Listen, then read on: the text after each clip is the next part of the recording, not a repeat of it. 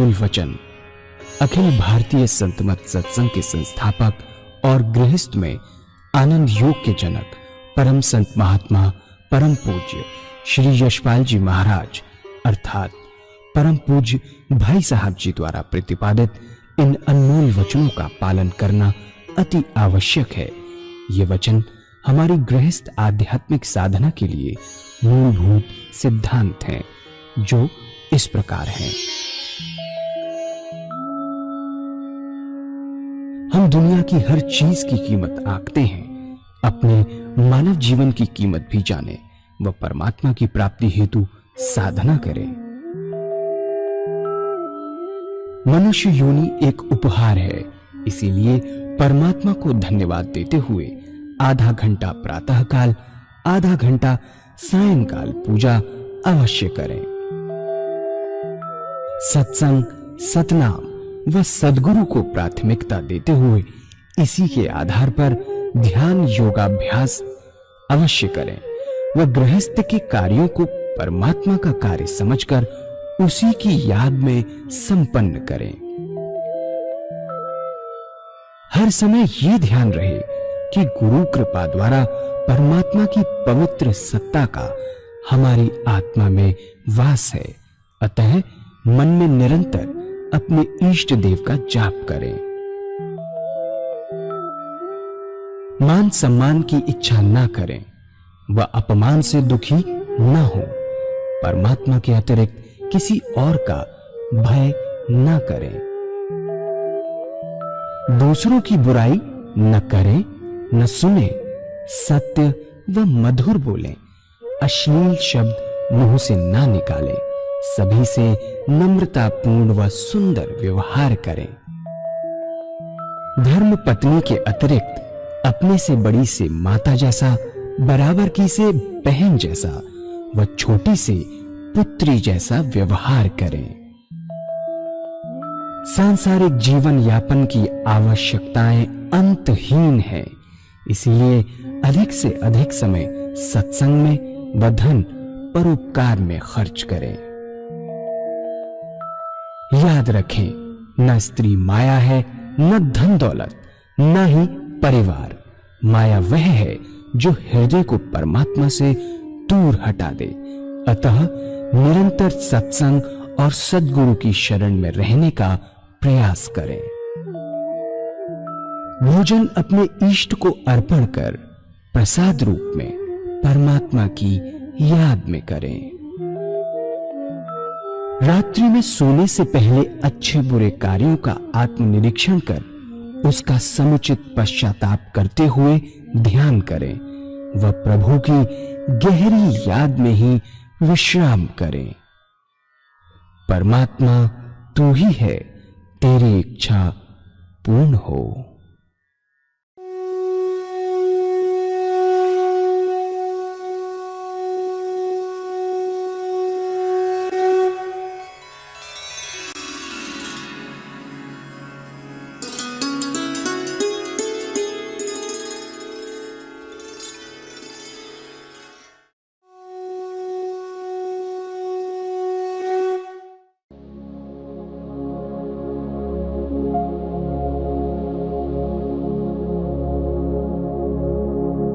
जय सद्गुरुदेव जय पद शरणम श्रेयस रूप चरणों शरणम।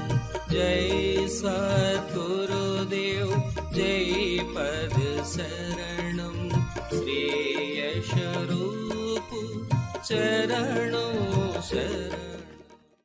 परमात्मा ने हमारी पृथ्वी को स्वर्ग बनाया है।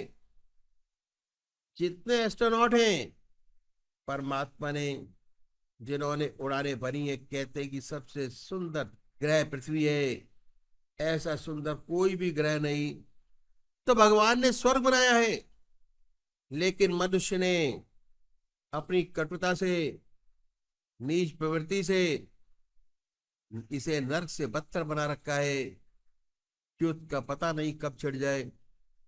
आइंस्टाइन ने बहुत सुंदर लिखा है कि जिसके बूथे पर हम आज चंद्रमा पर या कहां कहां पहुंचे हैं, उसने लिखा है कि मैं नहीं जानता कि दुनिया का तीसरा विश्व युद्ध कैसे लड़ा जाएगा, परंतु ये पूर्ण रूप से जानता हूं अगर चौथा विश्व युद्ध हुआ तो डंडे और पत्थरों से होगा। बिल्कुल सही लिखा है। एक दफे छिड़ जाए, चाहे गलती से ही छिड़ जाए, सबका सफाया। दुनिया की बहुत बुरी हालत है। सब अपने अपने अहंकार में चूर है, मैं बड़ा, मेरा नेशन बड़ा। सच्ची मनुष्यता है वह नहीं है। उसकी वजह यही है कि हम ऋषियों महर्षियों के बताए मार्ग को भूल रहे हैं। तो हम देखते हैं कि भगवान आपकी पूजा का भूखा नहीं, अपने विकास के लिए, मनुष्य मात्र की भलाई के लिए, संसार की भलाई के लिए ये पूजा परम आवश्यक है, बहुत जरूरी है। कहा है कि जब मन को नींद आ जाती है और वो भी गाफिल होती है, तब मैं अकेला होता हूँ और यार की महफिल होती है। बहुत सुंदर कहा है कि जब दिल को नींद आ जाती है और रूह भी गाफिल होती है, तब मैं अकेला होता हूँ और यार की महफिल होती है। जब मन भी सो जाता है, आत्मा भी सो जाती है, तब परमात्मा का दिव्य दर्शन होता है, तब सच्चा ज्ञान प्राप्त होता है, तब पूजा बहुत आवश्यक है। अगर हम सच्चा विकास चाहते हैं, संसार का सच्चाई चाहते हैं, दुनिया का हित चाहते हैं, अपने परिवार का हित चाहते हैं, मनुष्य जाति का हित चाहते हैं, तो पूजा करना बहुत आवश्यक है। अपने आप को, मन को रेस्ट देना पड़ेगा। हमारे ऋषियों ने, महर्षियों ने इस बात का अनुभव किया और इस बात को जाना और इस बात पर जोर दिया कि हर मनुष्य को आधा घंटा सुबह और आधा घंटा सायंकाल वंदना संध्या अवश्य करनी चाहिए। हमारे महर्षियों ने बताया कि चाहे आप गृहस्थी हो चाहे सन्यासी, कोई भी आधा घंटा प्रातः काल, आधा घंटा सायंकाल,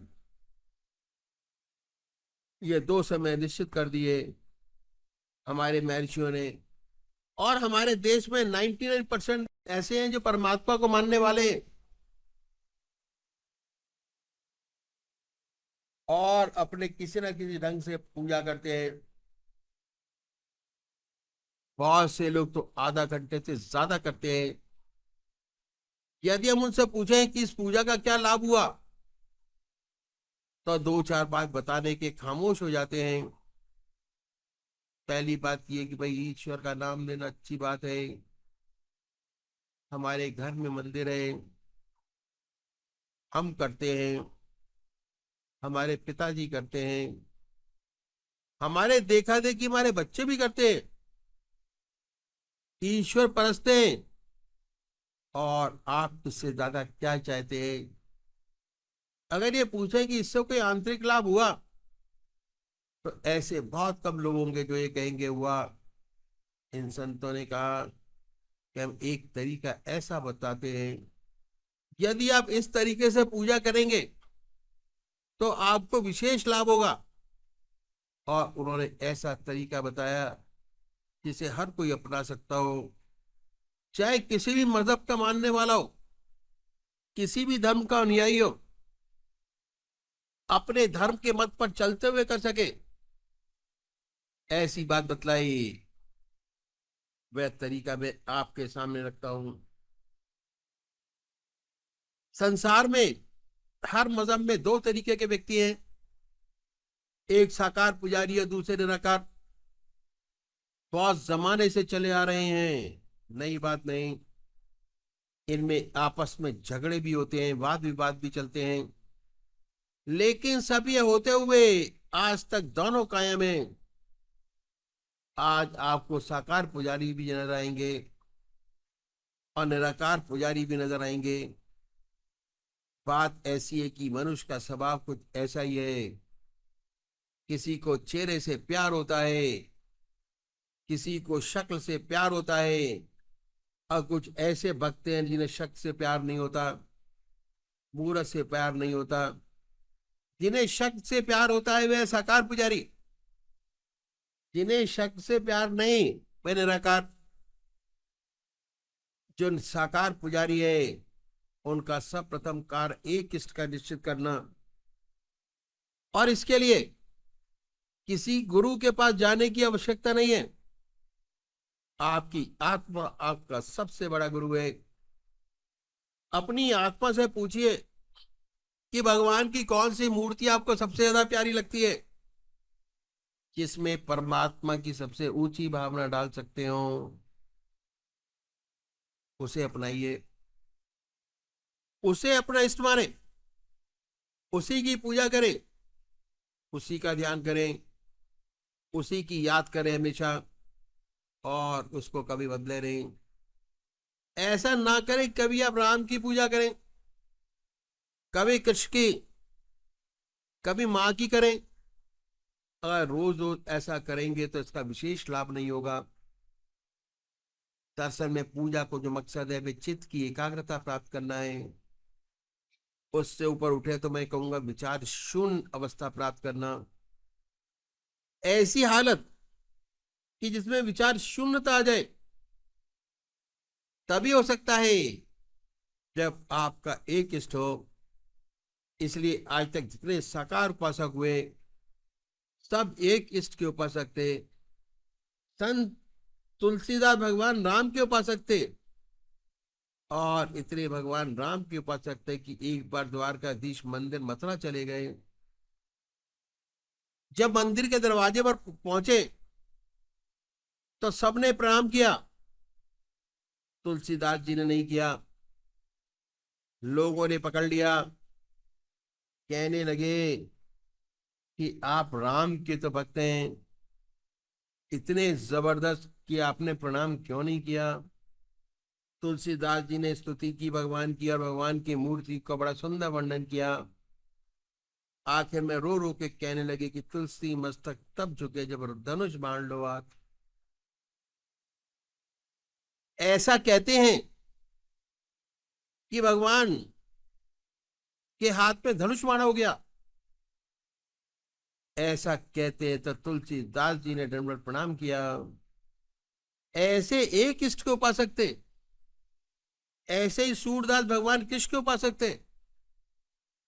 हर जगह उन्हें भगवान कृष्ण नजर आते थे, और उनके साथ भगवान कृष्ण हरदम रहा करते थे। कहते थे कि दर दीवार दर्पण भय, चित देखो तित होए, काकर पातर ठीक रिंग, बयार सी मोए। कंकड़ों में पत्थरों में भगवान कृष्ण नजर आते थे।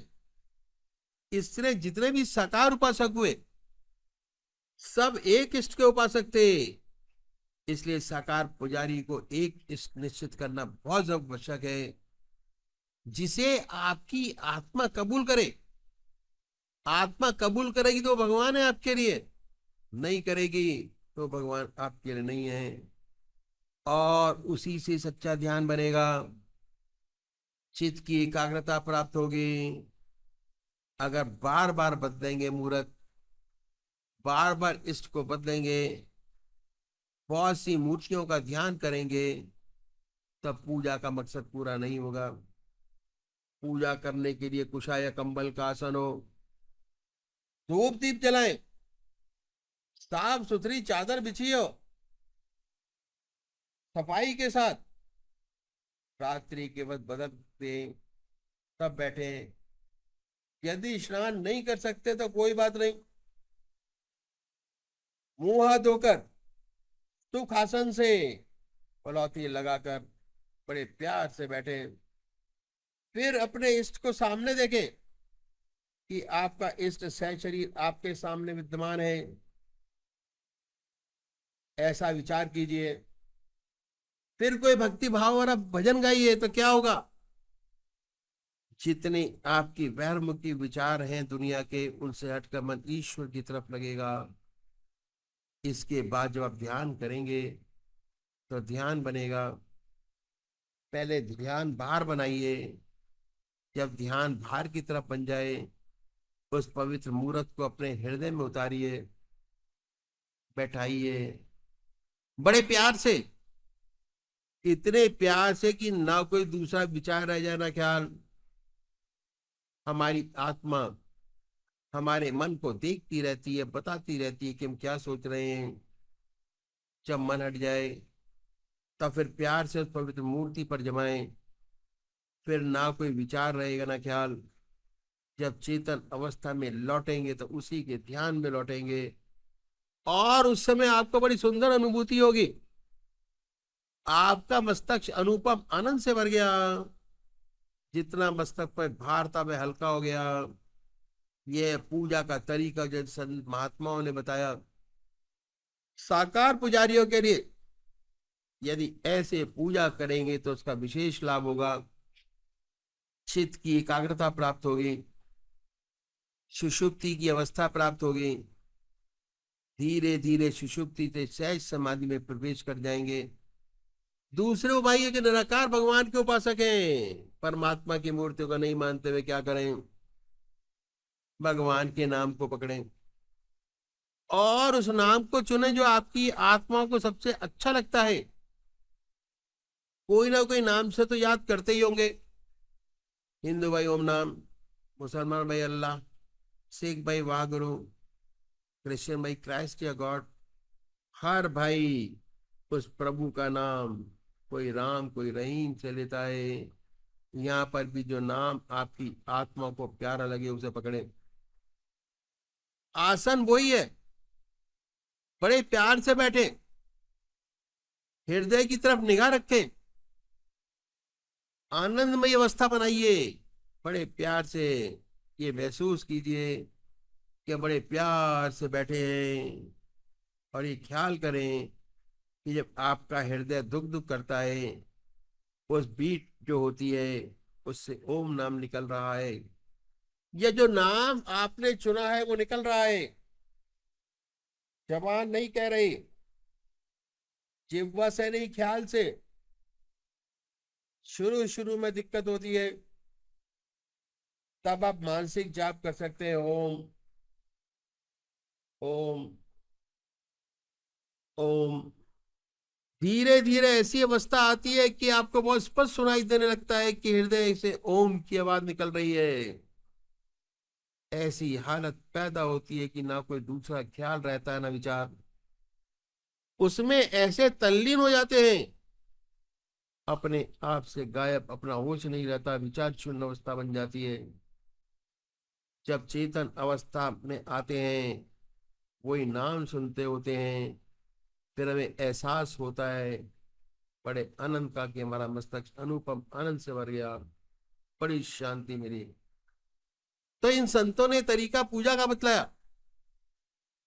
यदि ऐसे हम पूजा करेंगे हमें विशेष लाभ होगा, चित्त की एकाग्रता में प्राप्त होगी। धीरे धीरे हम सुषुप्ति से सहज समाधि में प्रवेश कर जाएंगे, और हमें आत्म दर्शन के साथ साथ परमात्मा का अनुभव होने लगेगा। और एक दिन ऐसा आएगा कि हम उसे एकाकार हो जाएंगे, ज्योति से ज्योति मिल जाएगी। यह है तरीका हमारे सत्संग का, अखिल भारतीय संत सत्संग का, जो हमारे सदगुरु हुए उन्होंने हमारे सामने रखा, और मैंने खोल के आपके सामने रखा। अगर इस तरीके से पूजा करेंगे विशेष लाभ होगा, चित्त की एकाग्रता प्राप्त होगी, सुषुप्ति की अवस्था प्राप्त होगी, और सुषुप्ति के बाद सहज समाधि में प्रवेश करेंगे।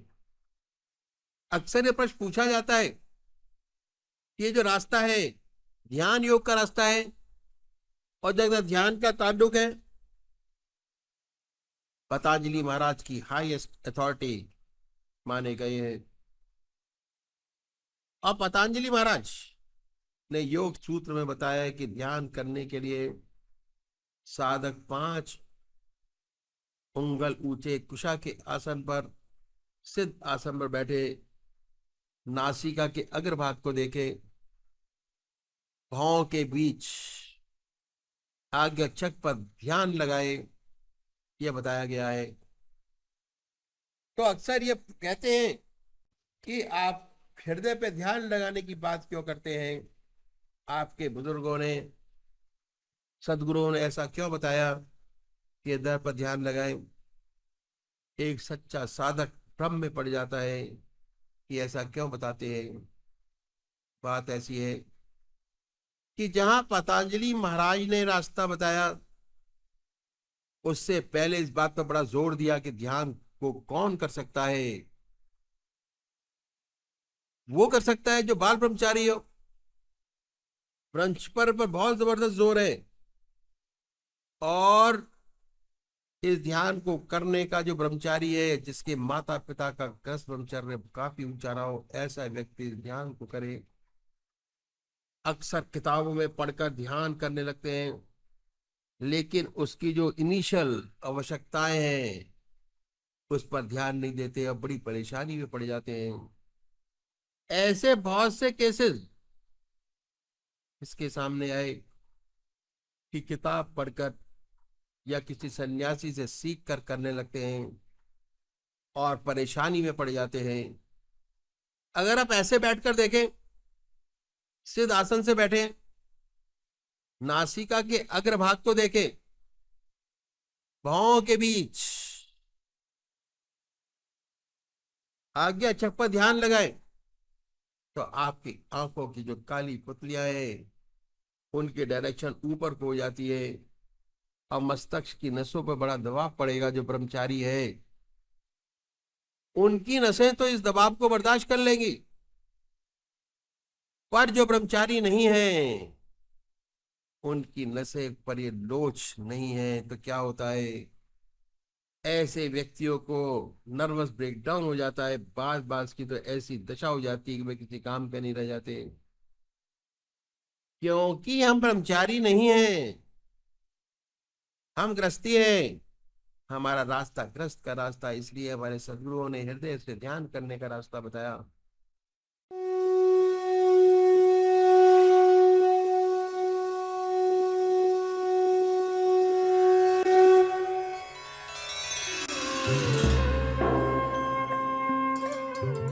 ध्यान योग के कार्यक्रम आनंद योग से निशुल्क जुड़ने के लिए संपर्क करें 9810239677।